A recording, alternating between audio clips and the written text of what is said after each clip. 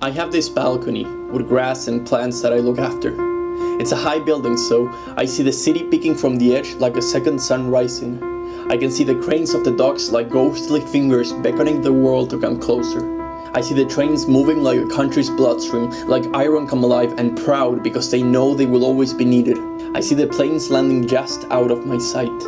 Some days it feels like my front yard is the gate to the world, but then I see the table where the train workers eat under the shade of a tree at summer, and my front yard feels like the gate to the universe. There's a junkyard with a mix of crushed, old and new cars which I'll never understand. Behind it, boats racing each other.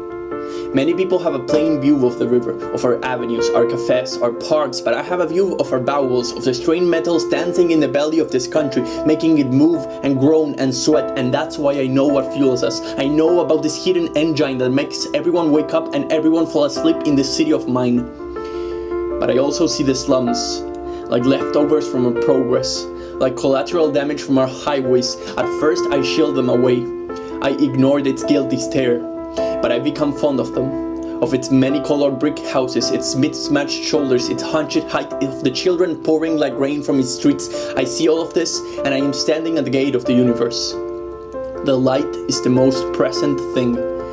I see how it changes everything's texture slowly, how it throws itself onto the arms of the river like it was burning, like a man into the arms of his wife after a long day at work, how it dresses things up real, makes birds look melancholic, makes them perch on our crumbling TV antennas, waiting for a heavenly connection that won't come, makes the river bare its teeth with a smile. I see the people, the cars, the passengers stepping outside the cars, becoming people again, some of them becoming cars again. We are the third largest city in the world. We have the biggest avenue on earth running like an artery through us. This city is so big, my mind has been stretched open to try to understand it, but I still can't. The central area is 3 times the size of Manhattan, but the entire city is more than 5 times the size of New York. Overflying my city on a plane is a breathtaking sight.